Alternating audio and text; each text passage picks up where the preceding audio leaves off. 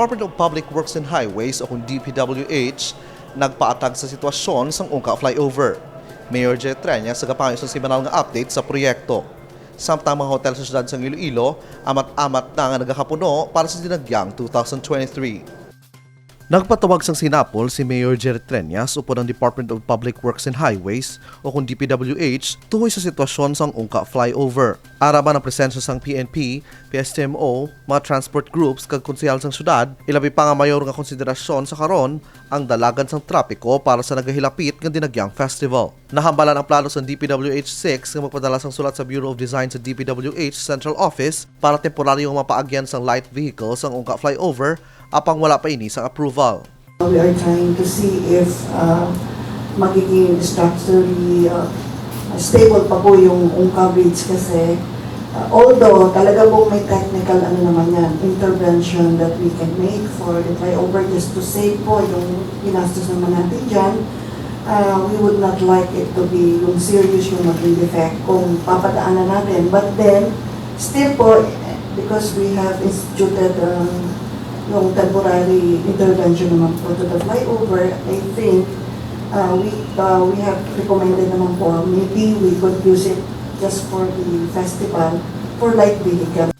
Dugang pa ni RD Bueno nga regular ang ila survey kag ila nakita nga naguntat na ang settlement nga una nakita kag naobserbahan. Rason sang ila rekomendasyon nga temporaryo inibuksan sa light vehicles.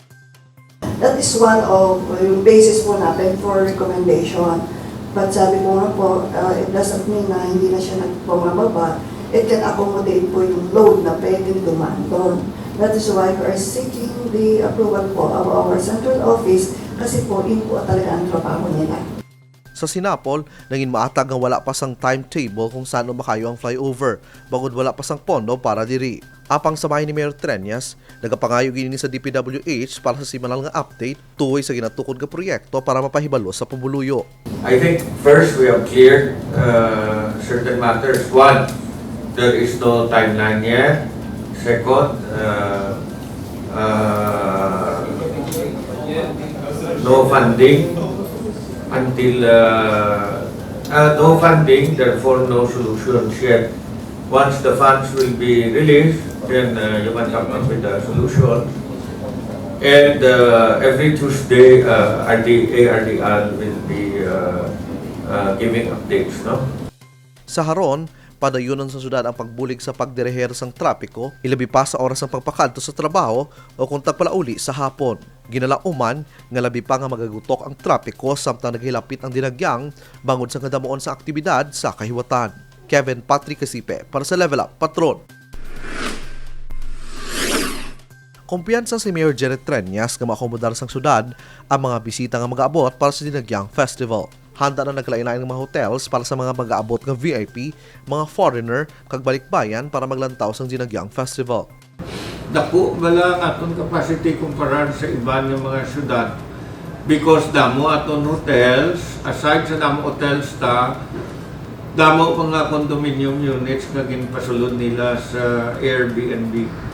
So, dako aton capacity. So, you will be surprised nga sa subong may mga condominium units pa nga bakante pa.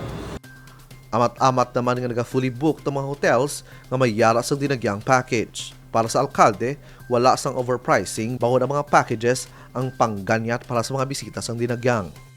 Yung hindi man nga overpriced, kaya inaobra nila 3 days and 2 nights or 4 days and 3 nights. So, daw package bala, hindi man na siguro overpriced.